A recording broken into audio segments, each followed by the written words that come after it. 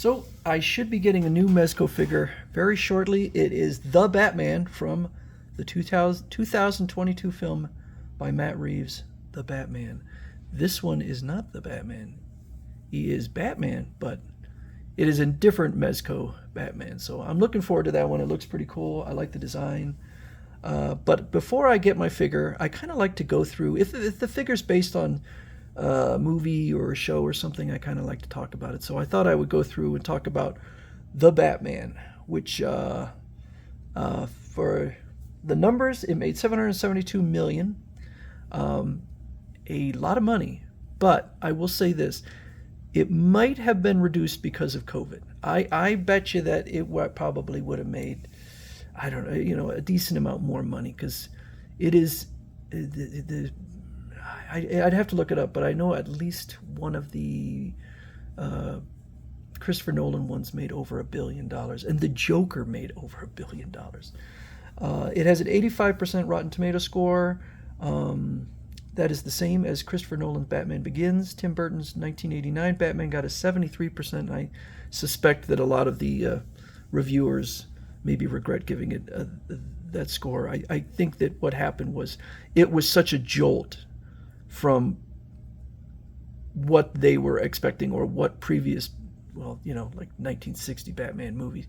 That it got a lot of criticism for the darkness. This discussion may be my longest video ever, so bear with me or bail out if you'd like. There's a lot of things to like about the Batman. I thought the casting was fantastic. I thought the dialogue was great. I like the character interactions, cinematography, music. Really a wonderful looking, sounding film. It is the most realistic Batman movie, I would say, even topping the Christopher Nolan movies. And I love the fact that Batman is acting as a detective. And that's pretty cool. There's a lot of detective work in this, more than I've seen him ever in any cinematic appearance. There's a lot of usage of shadows in here, so it's a beautiful looking film. Okay, the film somewhat reminds me of the James Bond movie The Spectre. Spectre. Sorry, I don't know. This is the second time I've done that. Said The Spectre. Spectre. Um, it looks fantastic, but the plot doesn't make sense. So I will explain why I say that because I think it really does harm the film, and then people can decide. And this is kind of the reason why I've watched the film 3 or 4 times, and every time I like it less. I've never disliked it, but I like it less because each time I notice something else. I'm going to go through the plot really fast, and just know that I don't avoid any spoilers in this. Okay, so the Riddler, we learn late in the film that he had a difficult childhood. He was in an orphanage. I don't remember what happened to his parents, but it was is a pretty bad environment. Kids were dying from malnutrition, cold. There were apparently rats in the orphanage that would bite. So he had a lot of anger, and he blamed it kind of came to him. He blamed Project Renewal, and he kind of was correct. So he's a smart guy, and Project Renewal, which Thomas Wayne was involved in the creation of, became sort of a way for criminals to get money through the charitable contributions, and it became a pretty big deal apparently. And so the Riddler really was investigating clearly what was the root of this. And again, he's highly intelligent and basically collected all the dots. Maybe not 100% correct because he was blaming Thomas Wayne for it, who's long since deceased. And Thomas Wayne, I would say, created it in earnest with pure intentions. So the Riddler clearly decides he's going to start killing the the bad folks, the criminals who are the root of the problem. And here is the first issue, which is in the movie, which is that the Batman is out there shown battling street crime, thugs, where the Riddler is fighting the root of the crime, the big criminals. And the only reason the Batman is involved is because the Riddler has kind of lured him in with his riddles. And it seems like he just wants the Batman to be given information to show that these people that he's killing, that the Riddler is killing, are truly bad people. They are criminals. They are corrupt. And in the Riddler's mind, they deserve to die. So the Batman is kind of just being led around by the nose. And this continues on. He's not stopping any murders. He's not even getting enough information to even try. He's just going from one to another and just happens to be there at the third murder. It's the fourth attempted murder that becomes the problem because his target is Bruce Wayne. And there's a bit of plot convenience in the movie where the Riddler, in each of the other murders, he takes a very hands-on approach. In this case, he decides to send an explosive device, and this is a little bit kind of dumb on the Riddler's part, not thinking that a billionaire maybe doesn't open his own mail. And so it's Alfred who is harmed by the bomb. So he eventually is able to the Riddler is able to point the finger at Carmine Falcone as the boss of all of this. And so there is a great scene in there where the Batman and Catwoman they go in to take Carmine Falcone down, and they bring him out, and then the Riddler kills him. And there again, nothing the Batman did mattered because the Riddler took care of him. The Riddler is caught, but he's caught on purpose. The Batman doesn't catch him. He just gives himself up. It's a great scene in the cafe with the coffee, but the question is why? Why would he allow himself to be caught? And if you say, well, because he wanted to meet the Batman, well, there was other ways. He's a clever guy. He could have lured the Batman to him. But for whatever reason, he decided to just allow himself to be caught. And it doesn't, like in Spectre, when Silva allowed himself to be caught, they didn't know, but when he was caught, he did it on purpose. But there was a reason behind it. Even though it kind of didn't make sense, there was a reason behind it. There was no reason for the Riddler to allow himself to be caught and put into Arkham. And at that point, I think the writers had a bit of a problem because it's like, wait, who's the hero here? Is it Batman or is it the Riddler? Because the Riddler was actually taking on the root of the crime in Gotham City. So they're like, okay, well, he'll flood Gotham City, but it was completely out of character for the Riddler. He had revenge in mind, and his revenge against Bruce Wayne was because he was angry that Bruce Wayne was seen as an orphan, but he did not have the same upbringing as the Riddler. He was in the lap of luxury, even though he didn't have his parents. And so, he was a bit wrong in the fact that he wanted to kill Bruce Wayne for, as he says, the sins of the father. And the father probably didn't commit sins. So that was wrong, but he was the one who killed Carmine Falcone, who was a cancer on Gotham City.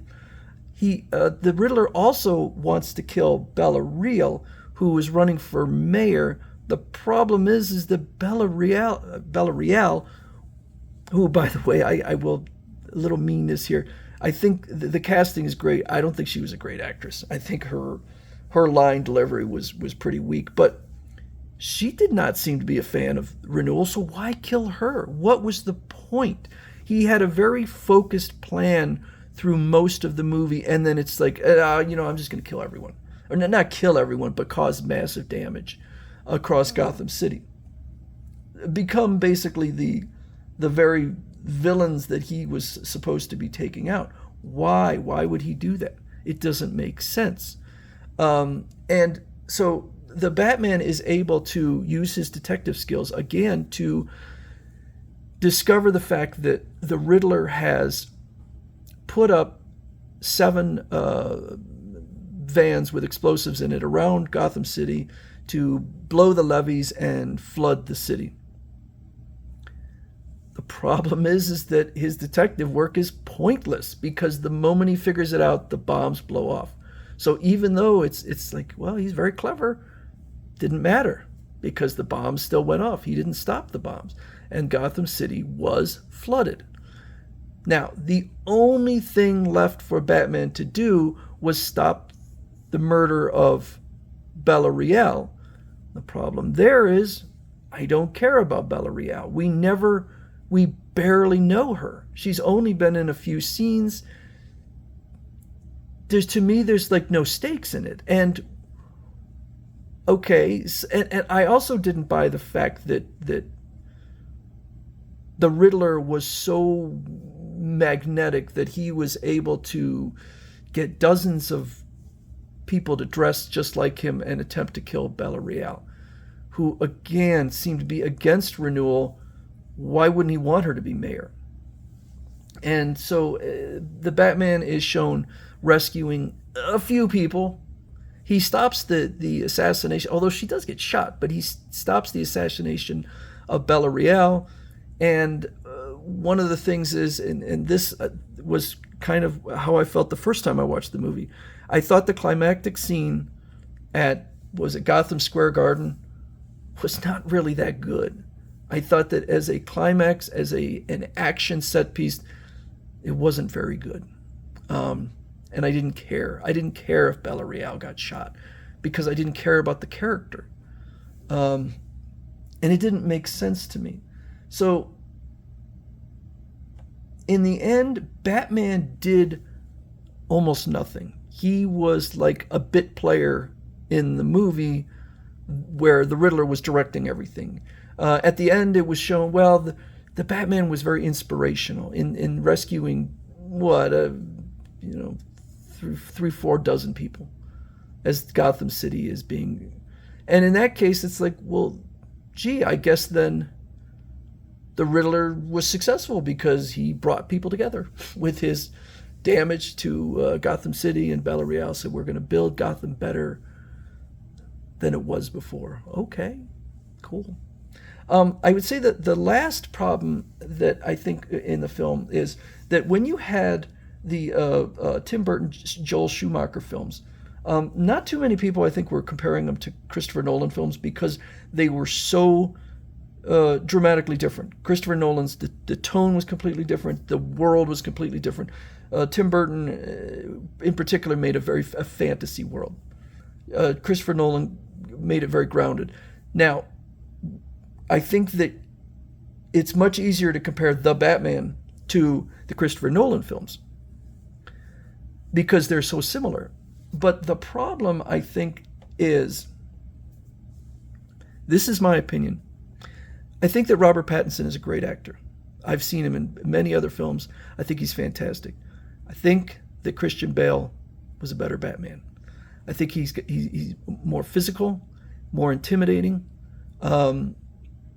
I'm not saying he's way better. I think he was better.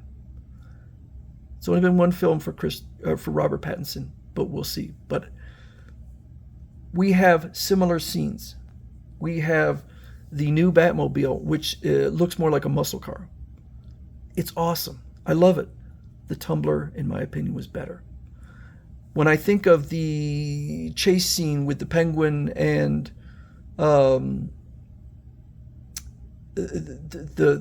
Batmobile, that's pretty cool, but it pales in comparison to the scene with the Tumbler and the Joker. And I'm not sure how much, and I think it was both underwhelming in the fact that it was just weaving in and out of traffic and sort of over the top in the ridiculous explosion at the end.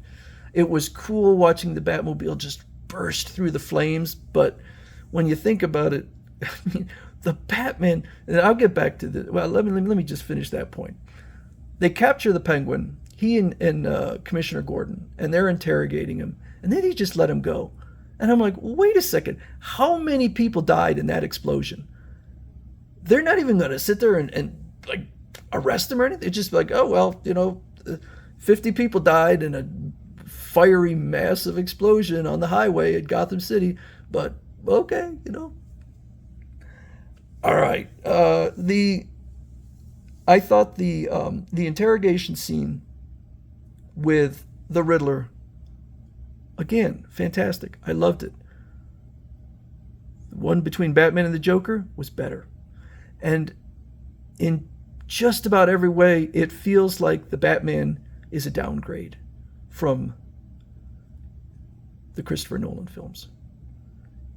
And I can't really think of, other than it's a slight, I like the fact that he's more of a detective. I like that.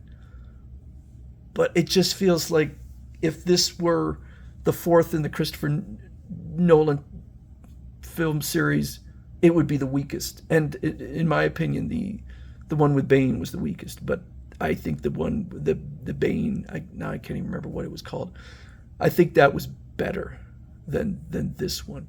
It's a fine film, but it has a lot to live up to, because I think the Christopher Nolan films are arguably the gold standard of superhero films. So I want to revisit this world. I like the world they built. I want to see more Robert Pattinson. The scene with the Joker at the end, you don't get to see the Joker, but there is a deleted scene where you do see the Joker.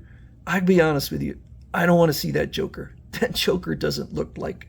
So I know that I think the film is coming out in 2026, the follow-up, and it probably is information out there on who the villain is going to be, and I need to look it up. But I want to see this world again, but I really hope that the plot is better, because just the fact that the Batman was so incredibly ineffectual, so incredibly unimportant in the story, other than as almost a bystander, other than to protect Bella Real.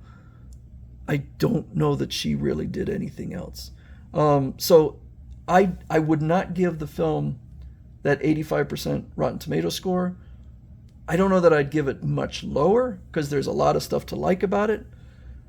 But I wish the plot were different. And I wish that there were less scenes where you could easily compare this to what Christopher Nolan did. So anyway, people can disagree with me, because I think that the Batman has a lot of fans, and it is certainly not. It is far from a bad movie. But I will soon be getting the Batman figure, and then I will discuss that and see how that matches up with my other God knows how many Mezco Batman figures.